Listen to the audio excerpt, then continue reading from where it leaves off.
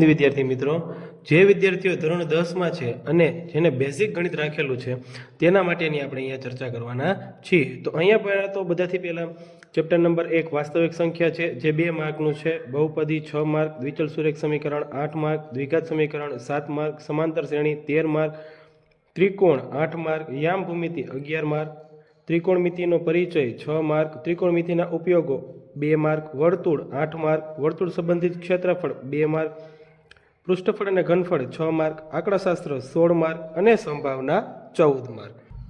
હવે જો most IMP કહી શકાય એવા ચેપ્ટરની વાત કરીએ તો અહીંયા આપણે જોઈ શકીએ છીએ કે સંભાવના આપણને 14 માર્કનું છે, પછી આંકડાશાસ્ત્ર આપણને 16 માર્કનું પૂછાય છે, ત્યારબાદ વર્તુળ 8 માર્કનું પૂછાય છે, ત્યારબાદ યામ ભૂમિતિ 11 માર્કનું પૂછાય છે અને સમાંતર શ્રેણી 13 માર્કનું પૂછાય છે. તો આપણે અહીંયા આ બધાનો ટોટલ કરીએ તો આપણે બધાનો ટોટલ કેટલો થશે? તો કે અહીંયા આપણે ટોટલ કરીએ 13, 11, 8, 16 અને 14.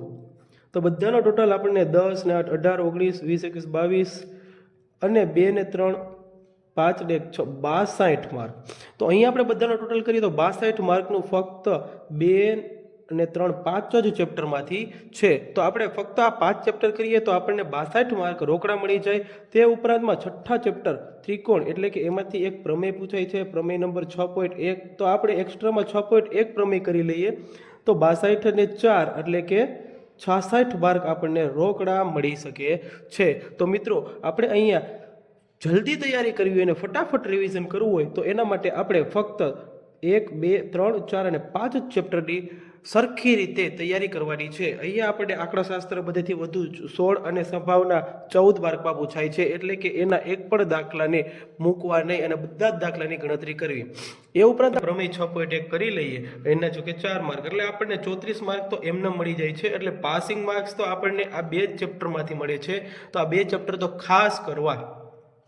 આપણે વાત કરીએ તો આ ટેક્સ્ટ બુકની અંદરથી જ બધું પૂછાય છે, કેમ કે આપણે અહીંયા બેઝિક ગણિત છે અને બેઝિક ગણિતની અંદર બધા જ ઉદાહરણ અને બધા જ ટેક્સ્ટ બુકના દાખલા ગણી લેવા. આપણને અહીંયા ખૂબ જ બેનિફિટ થશે ટેક્સ્ટ બુકનો. તો આવું જ કંઈક અવનવું જાણવા માટે એસડી સરની ચેનલને સબસ્ક્રાઇબ કરો. Thank you.